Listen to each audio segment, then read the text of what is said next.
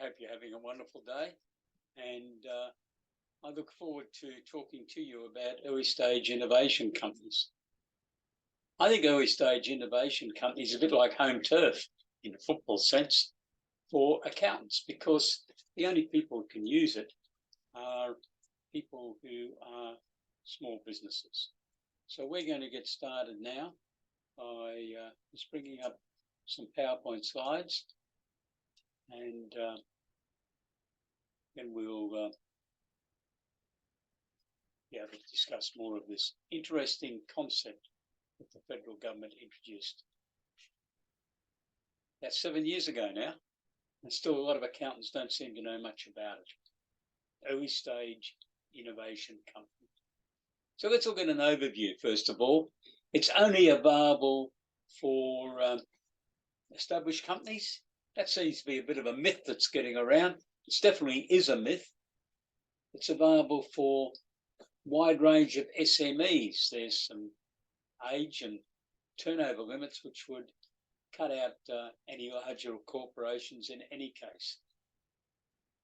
Not enough is known about the benefits for the early stage innovation companies.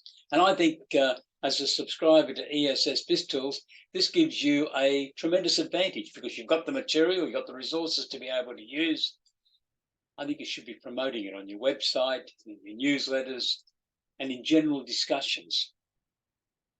And it's obviously targeted at companies, small companies, that have undertaken innovative activities. And most of them need money.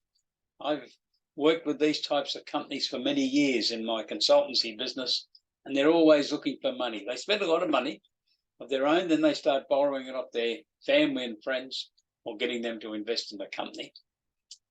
But they still need assistance. And one of the great initiatives that the government introduced when Malcolm Turnbull was Prime Minister, and if ever a Prime Minister understood the challenges that small companies have, it was Mr. Turnbull. They introduced the concept of trying to assist young companies to be able to raise capital, as long as they're undertaking innovative activities. And like everything, there's rules. And here's a bit of a summary of some of them. But let's first of all look at the incentives, because this was the selling factor to early stage innovation company. The government instructed the tax office to make some payments to investors, legitimate investors in an early stage innovation company, receive benefits paid by the Australian Taxation Office. And that might sound strange, but that's how it works. So the incentives, the first one is that an investor who invests as part of the early stage innovation company accreditation process, which is supervised by the Australian Taxation Office and Oz Industry. So if they invest at that stage, not a year prior, but at that stage, they receive 20% of their investment as a tax deduction, up to a maximum of $200,000 for a sophisticated investor and $10,000 for a retail investor. Obviously, this $200,000 for a sophisticated investor is calculated on $1 million subscription, and the investor can invest more than that if he or she wishes, but the tax offset they receive is $200,000 maximum. And for a retail investor, the maximum that a retail investor can invest in a early stage innovation company is $50,000. So the maximum offset for taxation purposes is $10,000. So that's the first part of the benefits. The second part, though, is avoidance of capital gains tax. If that shareholder hangs on to those shares for more than 12 months and less than 10 years, they're not eligible, or they're not liable, is probably a better way of putting it, isn't it? But they're not liable for any capital gains tax on those particular shares. Now, if they bought some more shares in the company at a later date, they're separate. It's the shares that relate to the status that the company is an early stage innovation company. Because later on, when that shareholder may have made some additional contributions, the company may no longer qualify for that status because their expenditure may have increased or their income hopefully has increased, and they would no longer meet the guidelines to be an early stage innovation company. I don't really expect that a company that's able to raise the status or achieve the status of an early stage innovation company is going to have that status opportunity for very long, because you'd expect the company to grow.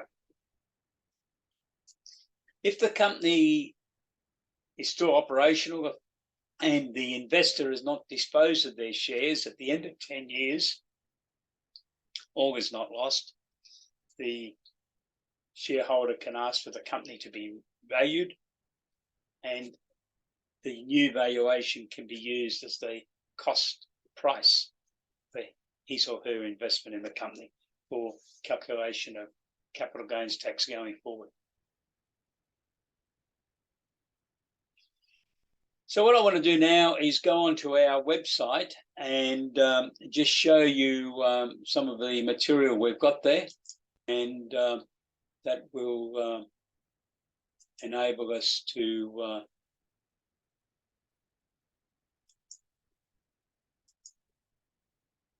pick up. So you should now be able to see our website, and I've gone to the early stage innovation company calculator that we have on our website. So the first part of the test is the company under 3 years of age or under 6 years of age? And there is what is called the test time determination. Now, for a company under 3 years of age, it has to have expenditure of less than $1 million in the previous financial year, and income of less than $200,000 in the previous financial year, not including any grant funds received under the Accelerating Commercialisation Grant. Now, you probably know that the Accelerating Commercialisation Grant was terminated in the last federal government budget, and it was replaced by a new grant. At this stage, there's been no changes because the flow-through of getting the Accelerating Commercialisation Grant is still ongoing. The government indicated at the time, as you would expect, that they would acknowledge any commitments that had already been made. And at some stage, I'm of belief that the government will change the legislation to introduce the Business Growth Grant as the replacement to Accelerating Commercialisation. But as far as I know, they haven't done that yet, but hopefully someone's got it on their list in Canberra.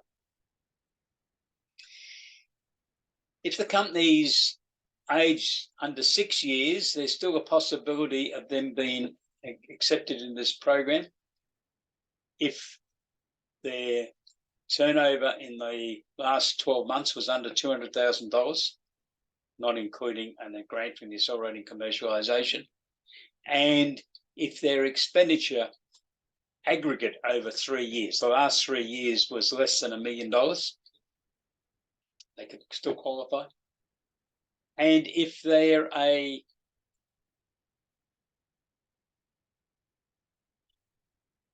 company that's just been registered on the Australian Business Register in the last 3 years, they can also qualify.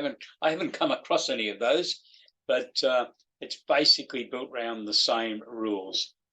Expenditure under $1 million in the income year before the current income year, and income of under $200,000 in the income year before the current year.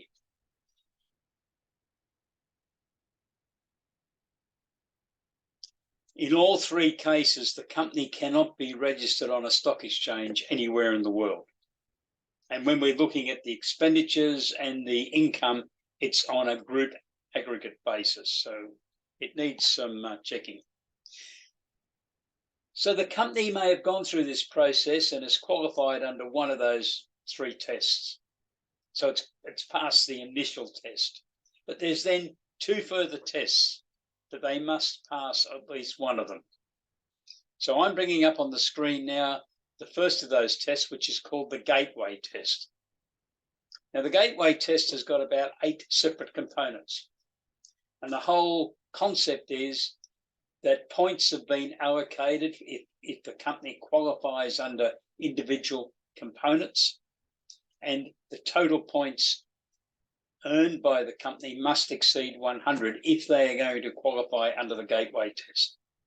Now, within ESS BIZTOOLS, you've got full working paper support documentation to record the details, because whilst you don't have to submit the results of the gateway test to the Australian Taxation Office, I'm sure you're going to have to submit it as part of the proposal to your client to hand on to potential investors, because they would want to check this out. And most definitely, I assume they would be taking it to their accountants to check out if the company has correctly self-assessed. And ultimately, that whole self-assessed document could be required by the ATO or Oz Industry. So you need to make sure that that has been properly recorded. Now, the main area of the tests is the research and development. So if the company has spent more than 50% of its expenditure on legitimate research and development, which has been submitted to the Taxation Office as part of the company's tax return and has been accepted by the ATO, 50% of the company's total expenditure will earn the company 75 points on this process. So they're nearly there. They only got 25 points to go. If they have spent between 15% and 49.9% of their expenditure on legitimate research and development, they will earn 50 points. So research and development is the big activity, because I said to you before, this is all about innovation. So the government is assuming that if you're going to be innovative as a company, you will be doing research and development.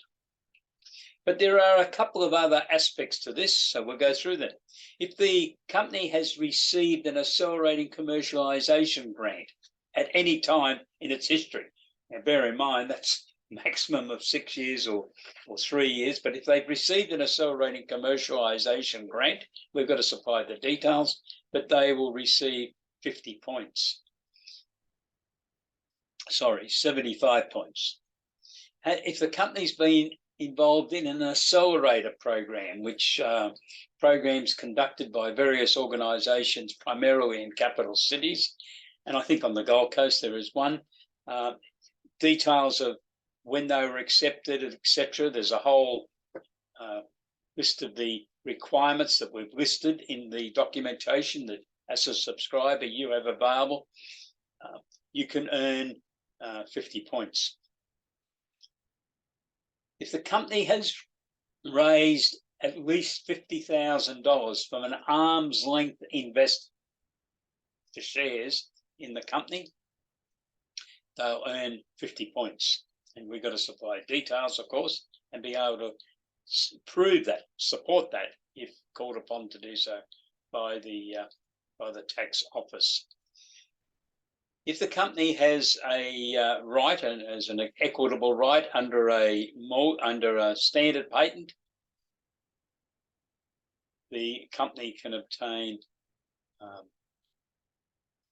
50 points. If they have a plant breeder's right or a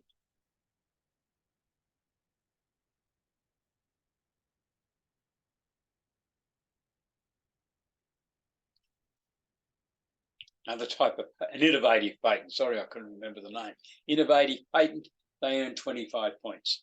So at the end of this, we add it up and see what's been achieved. There's also some benefits if they've been involved in that higher education funding activity or an industry research and development activity. They can earn 25 points for those. So you can determine how many points has been earned. If your client has accumulated over 100, and the appropriate documentation. And as I said earlier, within ESS BIZTOOLS, you've got full working papers to make sure you've got all of this documentation, sign it off.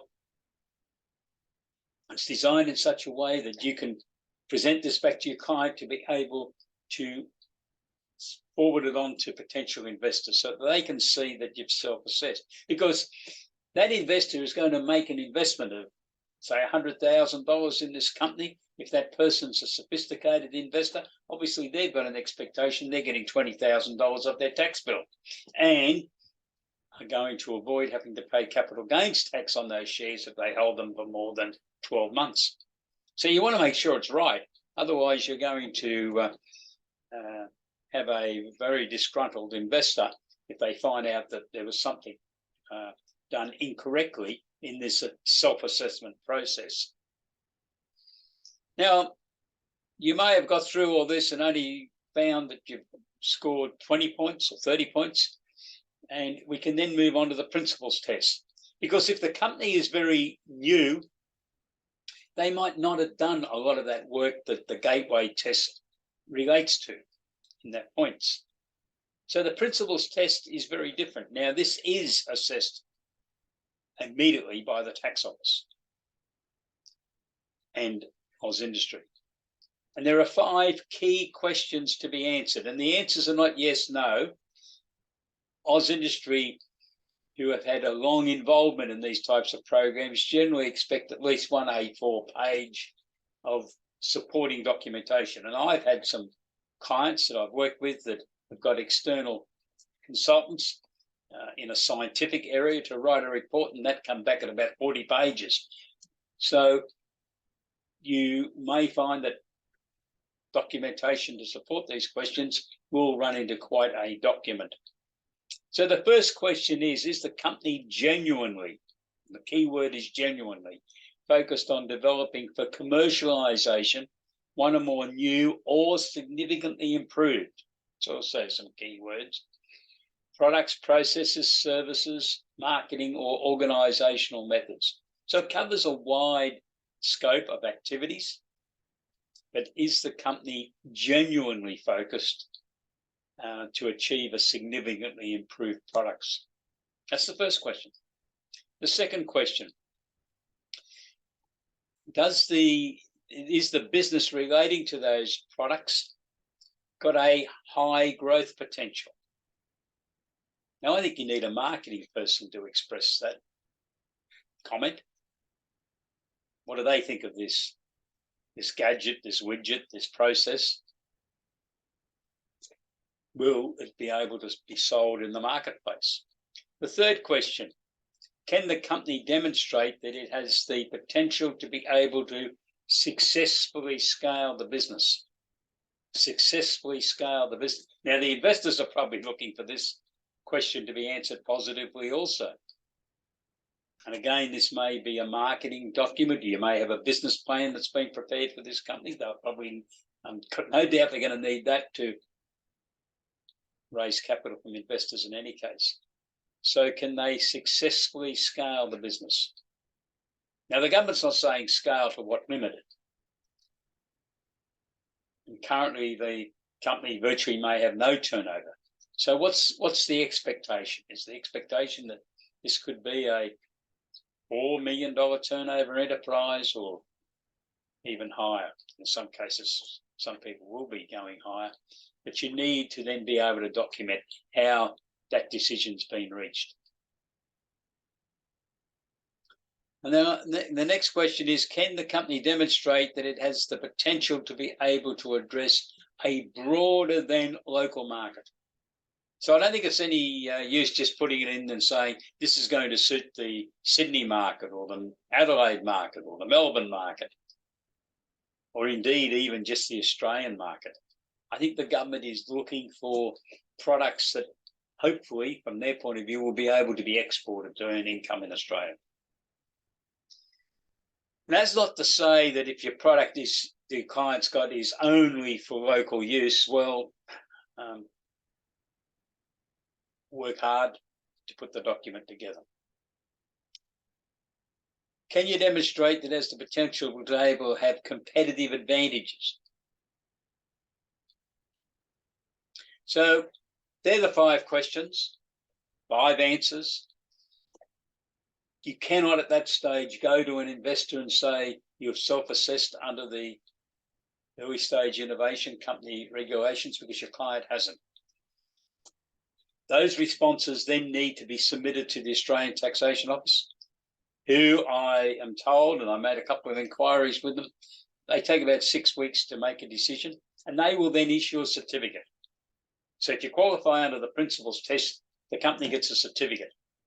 And it's that certificate then, together with all the documentation that I would recommend, that you say to your client, you can now make that available to your potential investors. They get a certificate. That's different, of course, to the gateway test. There's no certificate. The company would need to present the documentation they've prepared to show their investor how they've self-assessed that they qualify.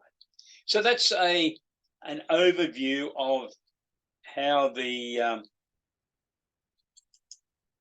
just come back to here now, how the early stage innovation company tests work. And I've got a question here.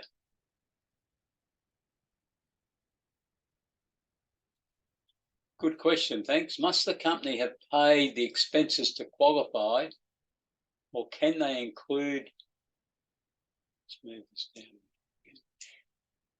Must the company have paid the expenses to qualify, or can they include the costs if they are payable? Accounts payable, that is, the company is committed to paying for the expenditure. Well, I'm reading that and saying, well, on the accruals basis, they might have had creditors, they haven't paid for them yet. That's the payments you're raising, I imagine.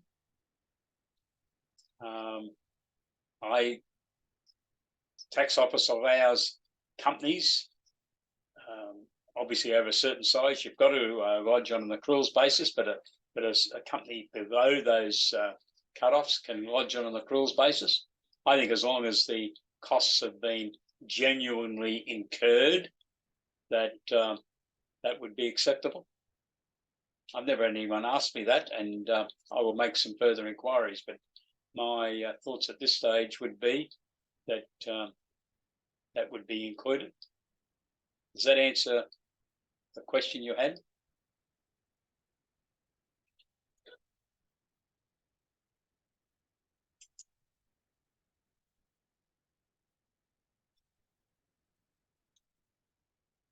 So hopefully that does, and we just might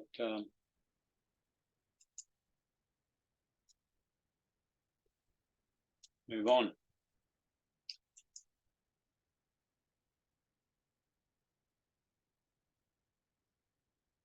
So that's the overview as I wanted to present today on early stage innovation company.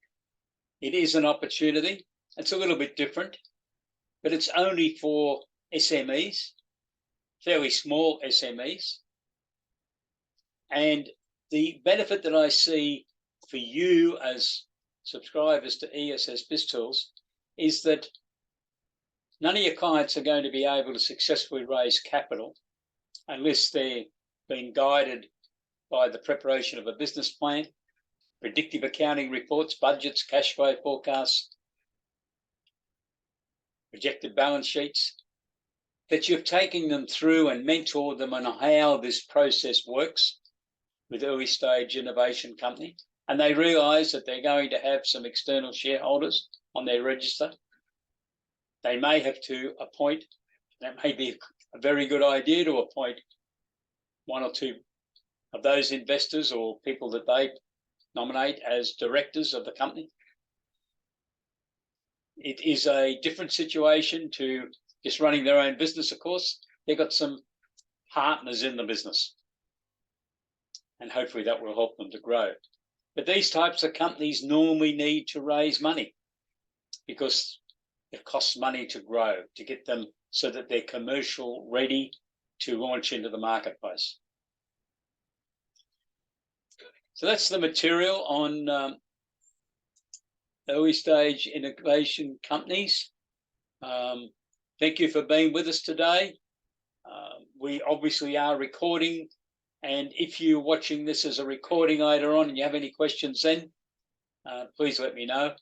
And if I find out any different answer to the question, which I appreciate receiving, I will put a post note to the recording when we send it round. So thank you very much for being with us, and have a great day. Goodbye.